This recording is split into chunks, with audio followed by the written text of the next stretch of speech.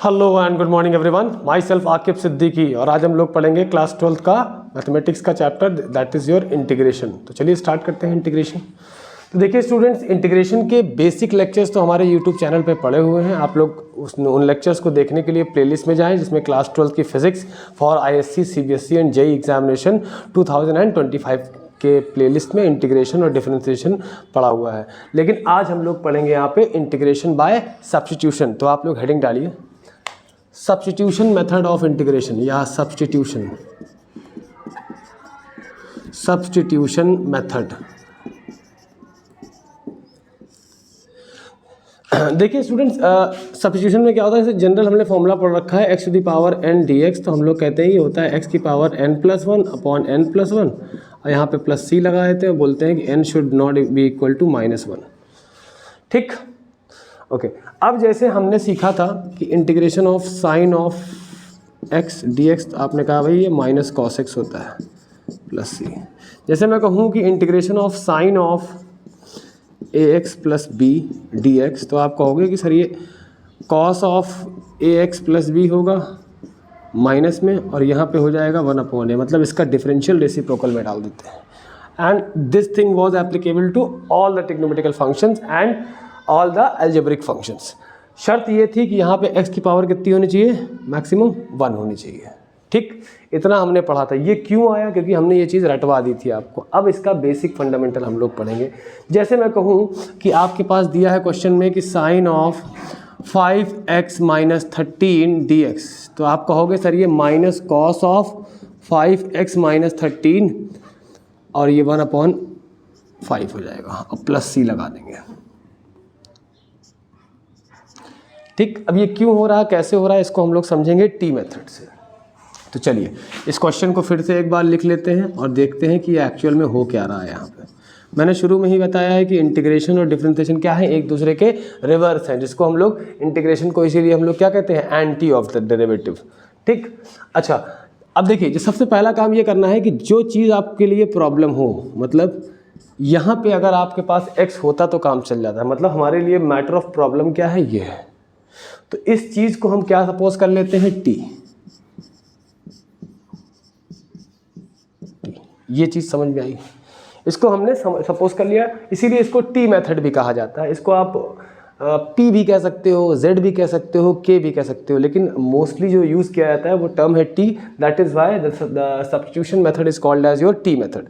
आप लोग पहले देखते रहें, नोट बाद में कर सकते हैं। ठीक है, अब करना ये है कि इधर d/dt करना है और इधर भी हमको d/dt करना है। क्या करना है, जो माना है उसी के रिस्पेक्ट में डिफरेंशिएट करना है। तो d/dt इधर करेंगे,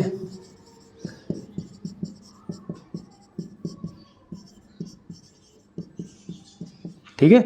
यहाँ क्या आएगा, d/dt of 5x minus d/dt of 13 और ये t का डिफरेंशियल कितना आएगा, 1 आएगा। ठीक, अब 5 बाहर लेंगे तो ये आएगा dx/dt माइनस, तो 5 dx/dt इज इक्वल टू 1। तो dx बराबर हो जाएगा 1/5 और dt उधर भेज दीजिए। ये बात समझ में आई आप लोगों को कि नहीं? यहाँ पे हमने क्या किया, d/dt ऑफ 5x। अब भाई 5 तो कांस्टेंट है, बाहर वेट कर लिया। x हमारा कांस्टेंट नहीं है, x क्या है आपका, वेरिएबल है। तो मैंने क्या सीखा है, जैसे d/dx ऑफ y करते थे तो क्या बन जाता था, dy/dx बन जाता था। वैसे ही d/dt ऑफ x क्या बन जाएगा, dx/dt। ये समझ में आया। अब हमारा टारगेट है कि इस पूरे सिस्टम को x से t से रिप्लेस करना है। जहाँ जहाँ x होगा वहाँ क्या कर देंगे हम लोग, t कर देंगे। तो भाई ये तो चलो t से सब्स्टिट्यूट कर दिया। अब dx की जगह क्या होना चाहिए था, dt। तो हमने dx की वैल्यू निकाल ली किसके टर्म में, dt के टर्म में। अब ये सारी वैल्यूज पुट करेंगे। मान लो ये फर्स्ट इक्वेशन है, पुटिंग इन फर्स्ट इक्वेशन। अब इसका आसान तरीका ही बताएंगे। तो यहाँ क्या बनेगा ज़रा बताइए, साइन ऑफ, और ये आपका 5x माइनस 13 क्या मान रखा है आपने, t। और देखो dx की जगह क्या आया हुआ है, 1/5 ऑफ dt, 1/5 dt। तो यहाँ पे आप 1/5 बाहर लोगे और इंटीग्रेशन ऑफ क्या करोगे, साइन t dt। तो 1/5, देखिए एकदम सिंपल इंटीग्रेशन हो गया कि नहीं हो गया। साइन t क्या होगा आपका, माइनस कॉस t है। अब जो भी t की वैल्यू रही है उसको रख देंगे आप, क्या आएगा टी की जगह क्या था 5x माइनस और प्लस सी लगा देंगे लास्ट में। तो इसे आप लोग फिलहाल नोट करें।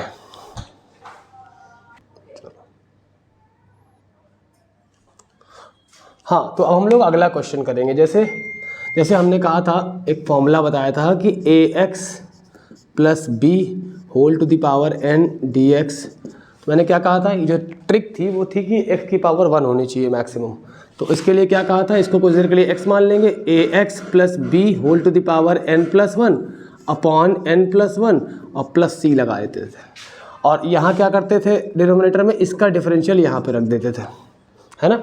अब देखो इसका एग्जाम्पल देखते हैं। जैसे मैं कहूँ कि integration of 5x minus 2 whole to the power 20 dx integrate करना है। तो नॉर्मल तरीका क्या होगा यहाँ पे बताओ, 5x minus 2 whole to the power 20 plus 1 upon 20 plus 1 in one bracket, और इसका जो डिफरेंशियल है वो क्या होगा 5। तो ये कितना आएगा 5x minus 2 whole to the power 20 और 5 इंटू 21, ठीक है। तो ये कितना आएगा 5x माइनस 2 की पावर 21 अपॉन 105 प्लस सी। ये तो रटा हुआ तरीका हो गया। अब इसको एक्चुअली सब्स्टिट्यूशन मेथड से कैसे होता है ये चीज़ समझ लीजिए आप लोग। जैसे मैं कहूँ 5x minus 2 whole to the power 20 dx, तो ये कैसे होगा, जो चीज़ प्रॉब्लम क्रिएट करे, जहाँ पे आपको ऐसा लगे कि भाई यहाँ पे अगर x होता तो हमारा काम चल जाता, है ना, जो डिफ्रेंसिएशन में सोच के आए, पढ़ के आए हैं। तो यहाँ पे इसी चीज़ को पूरा हम लोग क्या मान लेंगे, पुटिंग या put 5x minus 2 is equal to t. Now differentiating both side with respect to t. अगर हम इसको u मानते तो d बाई डी यू करते। मान लो 5x माइनस 2 को हमने u माना, तो हमें किससे डिफ्रेंशिएट करना था, d बाई डी यू से करना था, या कह सकते हो d बाई डी यू लगाना था दोनों तरफ। तो ये क्या आएगा ज़रा बताओ, d by D T of 5x minus d by D T of 2, और ये कितना हो जाएगा, आंसर इसका 1 हो जाएगा, ठीक है। 5 बाहर लेंगे, ये बन जाएगा dx upon d t minus 0 is equal to 1। 5 times dx upon d t is equal to 1। अब हमें क्या करना है, 5 dx इकट्ठा कर लो, dx की वैल्यू क्या आ जाएगी 1/5 ऑफ dt। अब क्या करेंगे, सारी वैल्यू यहाँ पे सब्स्टिट्यूट करेंगे। मतलब कि देखो 5x माइनस 2 को हमने क्या माना है, t माना है, t की पावर 20, और dx की जगह क्या है 1/5 dt, 1/5 ऑफ dt। तो कितना आएगा 1/5 t की पावर 20 dt। अब यहाँ पे एकदम आसानी से फॉर्मूला लग जाएगा, कितना आएगा t की पावर 20 प्लस 1 अपॉन 20 प्लस 1, ये 1/5 इंटू टी की पावर 21 अपॉन 21, तो t की पावर 21 अपॉन 105, और t की वैल्यू क्या माना था हमने 5x माइनस 2, दैट मीन्स कि 5x minus 2 whole to the power 21 upon 105 plus C. तरीका थोड़ा लेंदी है, लेकिन बड़े क्वेश्चंस को सॉल्व करने में बहुत ज़्यादा आसानी करेगा आप लोगों के लिए, ठीक है। अभी तो लग रहा होगा कि भाई ये ट्रिक्स ही बेहतर थी, लेकिन ये तरीका आपको और स्टैंडर्ड लेवल ऑफ जो इंटीग्रेशन है सब्स्टिट्यूशन मेथड में, उनको सॉल्व करने में बहुत ज़्यादा मदद करेगा, जहाँ ये तरीका आपका काम नहीं करेगा। ये तरीका कब काम करता है, जब x की पावर 1 हो। अगर यहीं पे 5x square minus 2 whole to the power 20 दे देंगे तो ये तरीका नहीं काम करेगा, ठीक है। इसे आप लोग नोट करें, तो फिर हम लोग आगे बढ़ते हैं।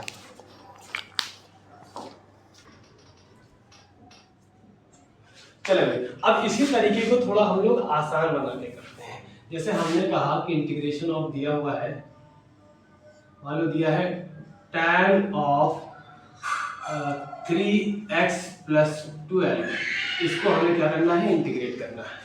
अब इसको देखते ही सबसे पहला सवाल हमारे मन में आएगा कि काश यहाँ पे x होता तो इसको हम tan थीटा का सॉरी सेक स्क्वायर कर देते हैं, एक काम कर देते हैं,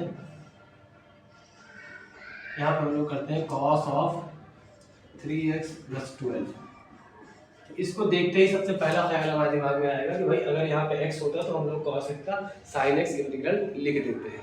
अब वही काम करना है, जो चीज़ प्रॉब्लम क्रिएट कर रही है इसको क्या मान लेना है, t मान लेना है। तो लंबा प्रोसेस नहीं करना तो वो तरफ t के रिस्पेक्ट में ही है, लेकिन शॉर्ट ट्रिक समझ लो, इधर x के रिस्पेक्ट में, इधर t के रिस्पेक्ट में, क्या इधर x के रिस्पेक्ट में, इधर t के रिस्पेक्ट में। जरा करो इधर x का रिस्पेक्ट क्या होगा, तो 0 हो जाएगा, 0 लिखो ही मत, 3 x का तो 1 हो गया, और इधर कितना हो गया 1, इधर लगा दो dx, इधर लगा दो dt। क्या दिक्कत है बताओ?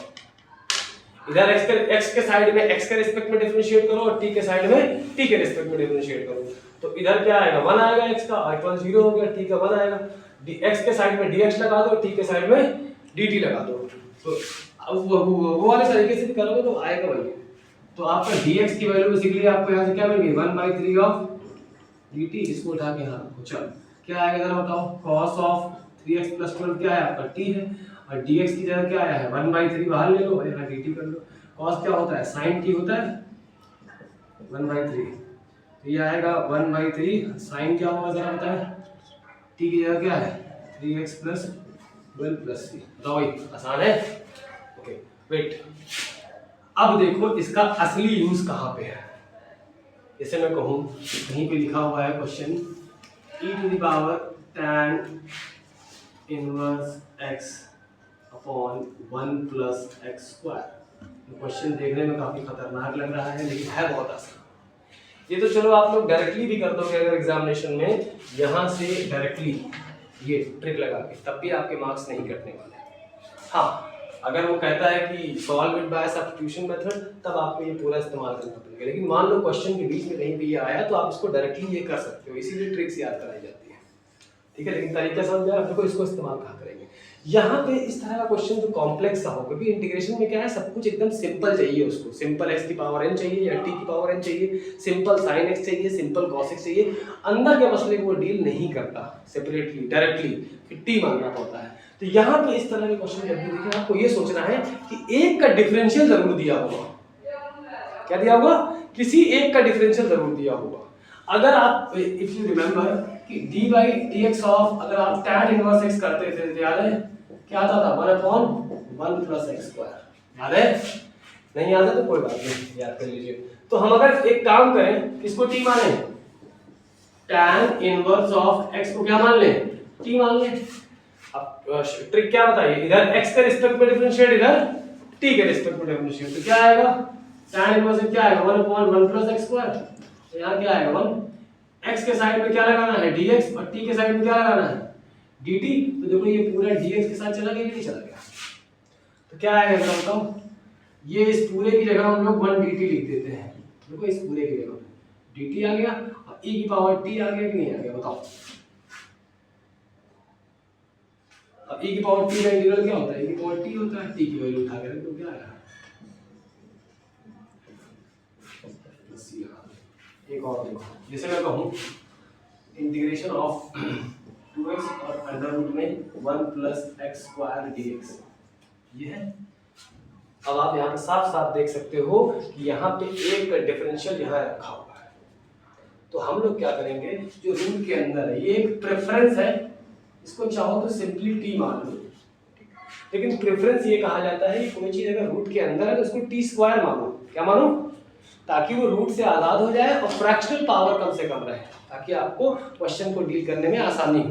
ठीक है, तो अगर आप इसको t² मानोगे, देखो तरीका क्या है, इधर x के रिस्पेक्ट में इधर t के रिस्पेक्ट में, इधर कितना आएगा 2x और इधर कितना आएगा 2t, इधर क्या लगाओगे dx, इधर क्या लगाओगे? बोलो भाई, ये जो हम लोग डिफरेंशिएट करते हैं वो बेसिकली dx को dt के टर्म में लाना चाह रहे हैं। ये तो काम तो हमारा पहले ही हो गया t के टर्म में। है तो देखो 2x * dx की जगह क्या रख सकते हो आप 2t dt। अब ये क्या होगा अंडर रूट में 1 + x² क्या माना है t²। अब जब रूट से आजाद होगा तो t * 2t आएगा, ये क्या आएगा 2t² dt आएगा। 2 और t² कितना आएगा t³ 2 t³ है ना। तो देखो t की वैल्यू कितनी आएगी आंसर बताओ 1 + x² की पावर हाफ रूट में है ना। इस पूरे पावर कितनी है तो क्या आएगा ट्वाइस ऑफ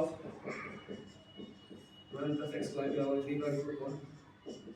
ये पावर आपस में क्या होती है मल्टीप्लिकेशन में होती है। जल्दी से आप लोग नोट करें।